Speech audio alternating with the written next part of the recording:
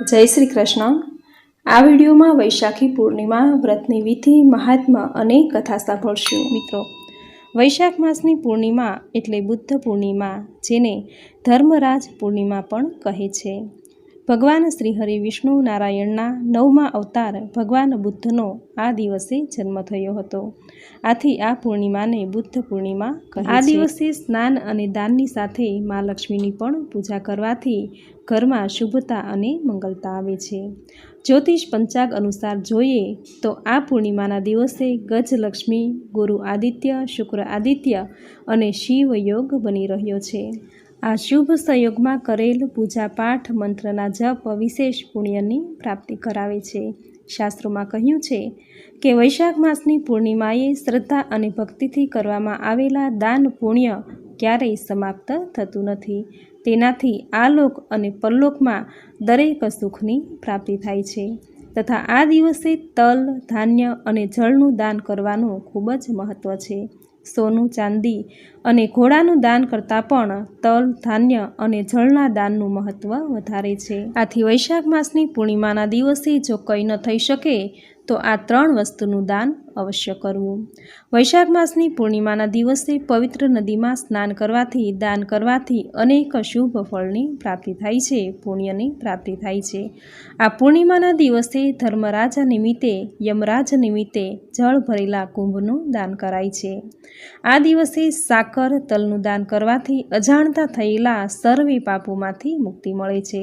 ભગવાન શ્રી હરિ વિષ્ણુ સાથે મા લક્ષ્મીની પણ આ દિવસે પૂજા કરી, શુદ્ધ ઘીનો દીવો કરી, તલ અને સાકરનો પ્રસાદ ધરાવી પૂજન કરવાથી ભગવાન શ્રી હરિ વિષ્ણુની માતા લક્ષ્મીની કૃપા પ્રાપ્ત થાય છે।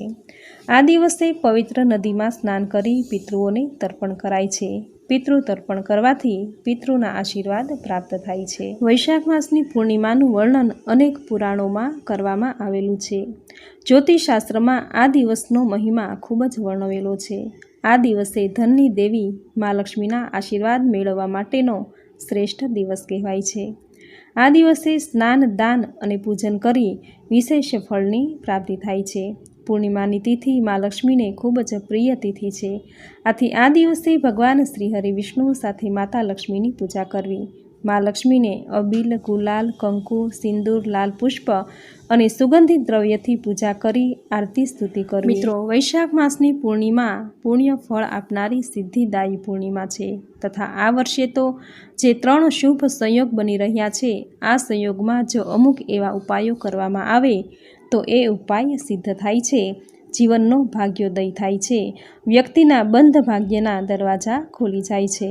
તો એ દરેક ઉપાય આપણે આ વિડીયોમાં જાણીશું। તો એમાંથી પહેલો ઉપાય છે મા લક્ષ્મીની પૂજામાં હળદરનો ઉપયોગ કરવો, કારણ કે હળદર એ સૌભાગ્યનું પ્રતીક છે। માતા લક્ષ્મીને તે અતિ પ્રિય છે। આથી આ દિવસે સવારે પ્રાતઃકાળે ઉઠી નાહી ધોઈ ઘરના ઉંબરા પર પાણીનો છંટકાવ કરી ગંગાજળ છાંટી ઉંબરાને સ્વચ્છ કરવું। આજે મા લક્ષ્મીની પૂજામાં હળદર અને કંકુનો વિશેષ ઉપયોગ કરવો। આ હળદર અને કંકુથી ઘરના મુખ્ય ઉંબરે શુભ સ્વસ્તિક બનાવવું।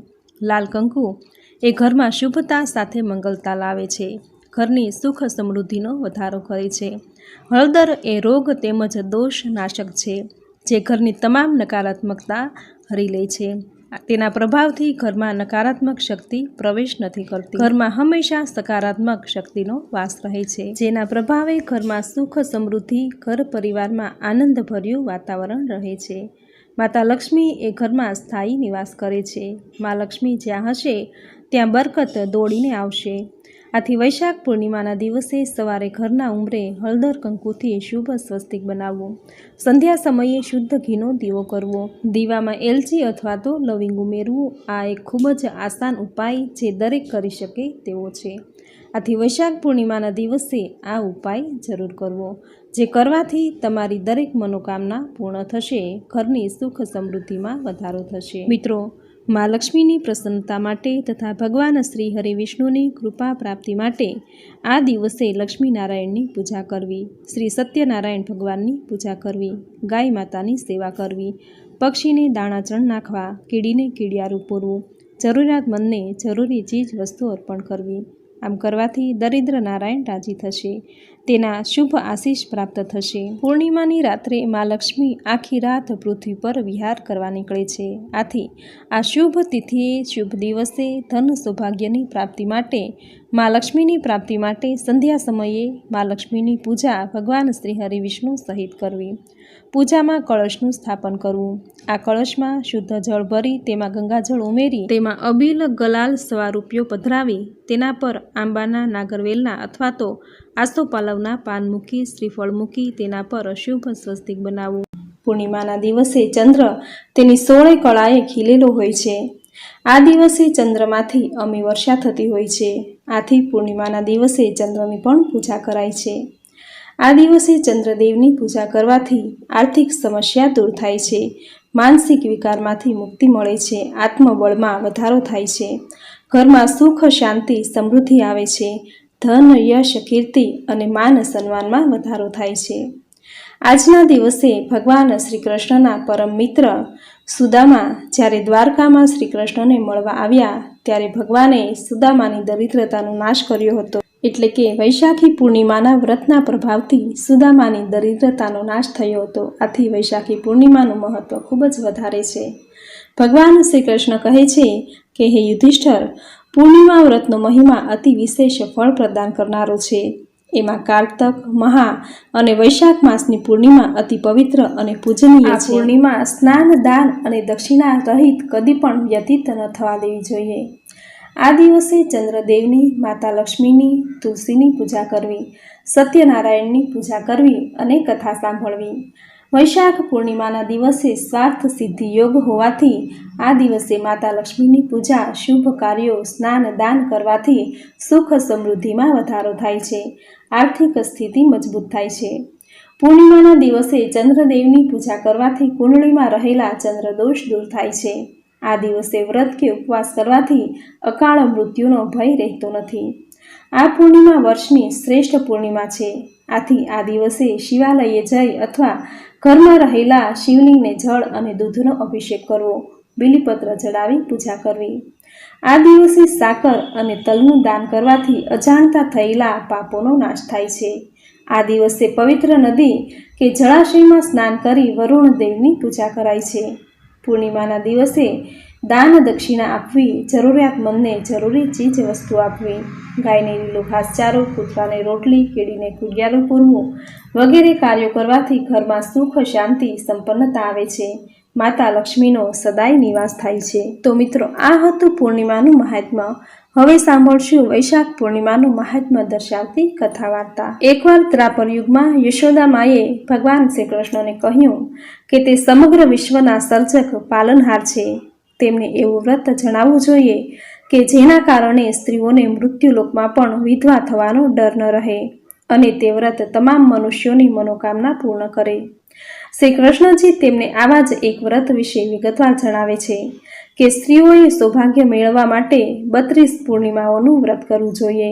આ વ્રત એક એવું વ્રત છે કે જે અચલ સૌભાગ્ય આપે છે અને ભગવાન શિવ પ્રત્યે મનુષ્યની ભક્તિમાં વધારો કરે છે. યશોદાજી કહેવા લાગ્યા કે મૃત્યુલોકમાં આ વ્રત કોણે કર્યું છે? શ્રી કૃષ્ણએ કહ્યું કે આ પૃથ્વી પર અનેક પ્રકારના રત્નોથી ભરેલી કટિકા નામની નગરી છે. ત્યાં ચંદ્રહાસ નામનો રાજા રાજ કરતો હતો. એ જ શહેરમાં ધનેશ્વર નામનો એક બ્રાહ્મણ રહેતો હતો અને તેની પત્ની ખૂબ જ સુંદર હતી, જેનું નામ રૂપવતી હતું. બંને એક શહેરમાં ખૂબ જ પ્રેમથી રહેતા હતા. તેમના ઘરમાં પૈસા અને ખોરાકની કોઈ કમી ન હતી, પરંતુ તેમને કોઈ સંતાન ન હોવાથી તે ખૂબ જ દુઃખી હતા. એકવાર એક મહાન યોગી તે શહેરમાં આવ્યા. તે યોગી તે બ્રાહ્મણના ઘર સિવાય બીજા બધા જ ઘરોમાંથી ભિક્ષા લઈને ભોજન કરતો. તે ક્યારેય રૂપવતી પાસેથી ભિક્ષા લેતા નહીં. એક દિવસ યોગી રૂપવતી પાસેથી ભિક્ષા લીધા વિના બીજા કોઈ ઘરમાંથી ભિક્ષા લઈને ગંગાના કિનારે જઈને પ્રેમથી ભોજન કરી રહ્યા હતા. ત્યારે જ ધનેશ્વરે યોગીને આ કરતા જોયા. પોતાની ભિક્ષાના અનાદરથી દુઃખી થઈને ધનેશ્વર યોગીને કહે છે કે તે બધા ઘરોમાંથી ભિક્ષા લે છે, પરંતુ તે ક્યારેય પોતાના ઘરમાંથી ભિક્ષા લેતા નથી. આનું કારણ શું છે? યોગીએ કહ્યું કે તે નિસંતાન લોકોના ઘરની ભિક્ષા માંગવી એ અશુદ્ધના ભોજન સમાન છે અને જે અશુદ્ધનું ભોજન ખાય છે તે પણ અશુદ્ધ થઈ જાય છે. કારણ કે તે નિસંતાન છે, તેથી તે બની જવાના ડરથી તેના ઘરમાંથી ભિક્ષા લેતો નથી. આ સાંભળીને ધનેશ્વર ખૂબ જ દુઃખી થયા અને હાથ જોડીને યોગીના પગે પડ્યા અને કહેવા લાગ્યા કે જો એમ હોય તો તેમને પુત્ર પ્રાપ્તિનો માર્ગ જણાવો. તે દરેક વસ્તુના જાણકાર છે, તેના પ્રત્યે દયાળુ હોવું જોઈએ. તેના ઘરમાં પૈસાની કોઈ કમી નથી, પરંતુ સંતાન ન હોવાને કારણે તે ખૂબ જ દુઃખી રહે છે. તેની પાસેથી આ દુઃખ દૂર કરો. આ સાંભળીને યોગી કહેવા લાગ્યા કે તમે ચંડીની પૂજા કરો. ઘરે આવીને પત્નીને આખી વાત કહી. તે પોતે જંગલમાં ગયો. ત્યાં તેણે ચંડી પૂજા શરૂ કરી અને ઉપવાસ પણ કર્યા. 16મા દિવસે ચંડીએ તેને સ્વપ્નમાં દર્શન આપ્યા અને કહ્યું કે તેને એક પુત્ર થશે, પરંતુ તે 16 વર્ષની ઉંમરે મૃત્યુ પામશે. જે સ્ત્રીઓ અને પુરુષો બંને 32 પૂર્ણિમાનો ઉપવાસ કરે છે તો તેને લાંબુ આયુષ્ય મળે છે. તેમની ક્ષમતા હોય તેટલા લોટના દીવા કરી ભગવાન શિવની પૂજા કરવી, પરંતુ પૂર્ણિમાનું વ્રત 32 હોવું જોઈએ. જ્યારે સવાર પડે ત્યારે આ જગ્યા પાસે આંબાનું ઝાડ જોવા મળશે.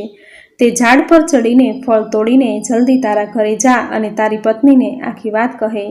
ઋતુમાં સ્નાન કર્યા પછી સ્વચ્છ થઈને ભગવાન શંકરનું ધ્યાન કરજે અને તે ફળ ખાવું. ત્યારે ભગવાન શંકરની કૃપાથી તે ગર્ભવતી થશે. જ્યારે તે બ્રાહ્મણ વહેલી સવારે ઉઠ્યો ત્યારે તેને એ જગ્યાએ આંબાના ઝાડને જોયો, જેના પર ખૂબ જ સુંદર કેરીના ફળ હતા. બ્રાહ્મણે આંબાના ઝાડ પર ચડીને ફળ તોડવાનો પ્રયત્ન કર્યો, પરંતુ ઘણી વખત પ્રયાસ કરવા છતાં તે ઝાડ પર ચડી શક્યો નહીં. ત્યારે તે બ્રાહ્મણ ખૂબ જ ચિંતિત થઈ ગયો અને વિઘ્નોનો નાશ કરનાર ભગવાન ગણેશની પૂજા કરવા લાગ્યો. ભગવાન શ્રી ગણેશ પ્રસન્ન થયા અને તેમને આશીર્વાદ આપ્યા કે ભગવાન તેમને એટલી શક્તિ આપે કે તેમની ઈચ્છા પૂરી થાય. આ રીતે ભગવાન શ્રી ગણેશની કૃપાથી ધનેશ્વર ઝાડ પર ચઢ્યા અને સુંદર કેરીના ફળ લીધા. તે ધનેશ્વર બ્રાહ્મણ ઝડપથી ઘરે ગયો અને તે ફળ તેની પત્નીને આપ્યું અને તેની સ્ત્રીને તે પતિની સલાહ મુજબ તે ફળ ખાધું અને તે ગર્ભવતી થઈ. દેવીની અસીમ કૃપાથી એક ખૂબ જ સુંદર પુત્રનો જન્મ થયો. તેનું નામ તેમણે દેવીદાસ રાખ્યું. બાળક શુક્લ પક્ષના ચંદ્રની જેમ પિતાના ઘરે ઉછરવા લાગ્યો. ભગવાનની કૃપાથી તે બાળક ખૂબ જ સુંદર, બુદ્ધિશાળી, ભણવામાં ખૂબ જ કુશળ બન્યો. દુર્ગાજીના આદેશ અનુસાર તેમની માતાએ 32 પૂર્ણિમાનો વ્રત ઉપવાસ શરૂ કર્યા કે જેથી તેનો પુત્ર વૃદ્ધ થાય. 16મું વર્ષ નજીક આવતા જ દેવીદાસના માતા પિતા ખૂબ જ ચિંતિત થઈ ગયા કે આ વર્ષે તેમનો પુત્ર મૃત્યુ ન પામે. તેણે મનમાં વિચાર્યું કે જો આ અકસ્માત તેની સામે થાય તો તે કેવી રીતે સહન કરશે.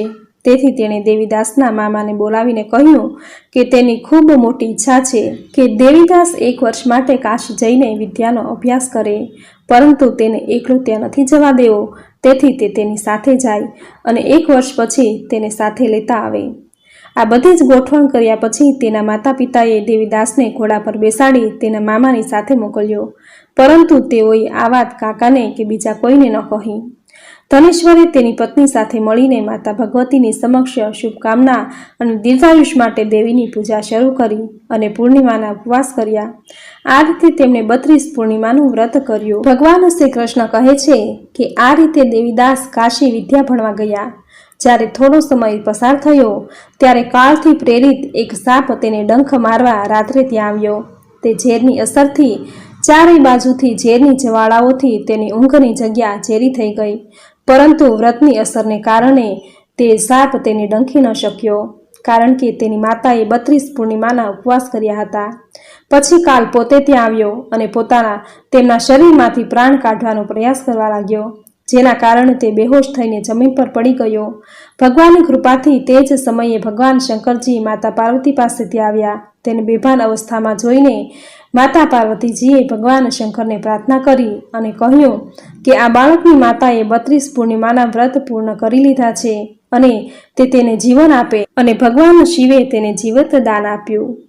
આ વ્રતની અસરથી કાલને પણ પીછેહટ કરવી પડી અને દેવીદાસ સ્વસ્થ થઈને બેઠો થયો. તેનો વિદ્યા અભ્યાસ પૂર્ણ થતાં તેના મામા સાથે તે પોતાના ઘરે આવ્યો. પુત્રના આગમનની ખુશીમાં ધનેશ્વરે મોટો ઉત્સવ ઉજવ્યો. ભગવાન શ્રી કૃષ્ણ કહે છે કે જે લોકો આ વ્રત કરે છે તેઓને અનેક જન્મોના પાપોમાંથી મુક્તિ મળે છે. વૈશાખ પૂર્ણિમાનું ખૂબ જ મહત્વ છે. આ દિવસે દાન કરવું શુભ માનવામાં આવે છે. આ દિવસે કરવામાં આવેલા દાન અનેક ગણું પુણ્યનું ફળ આપે છે. આ પવિત્ર દિવસે ઉપવાસ કરવાથી તમામ પાપોનો નાશ થાય છે અને મૃત્યુ પછી વૈકુંઠમાં સ્થાન પ્રાપ્ત થાય છે. જે વ્યક્તિ વૈશાખ પૂર્ણિમાના દિવસે વ્રત રાખે છે અને ભગવાન શ્રી હરિ વિષ્ણુની સાથે માતા લક્ષ્મીની પૂજા કરે છે, તેના તમામ દુઃખ દર્દ દૂર થાય છે. તો મિત્રો, આ હતું વૈશાખી પૂર્ણિમાનું મહાત્મ્ય અને મહાત્મ્ય દર્શાવતી કથા વાર્તા, જે તમે પૂરી શ્રદ્ધાથી સાંભળી, જે સાંભળવી આપને જરૂર ગમી હશે. તો વિડીયોને લાઇક કરી કોમેન્ટમાં જય શ્રી કૃષ્ણ, જય શ્રી હરિ વિષ્ણુ, જય મા લક્ષ્મી જરૂર લખજો. ચેનલ સબસ્ક્રાઈબ કરી બાજુમાં બેલ આઇકન જરૂર પ્રેસ કરજો. આવી જ નવી ધાર્મિક માહિતી, નવી ધાર્મિક કથા સાથે ફરી મળીશું. ત્યાં સુધી આપ સૌને મારા જય શ્રી કૃષ્ણ.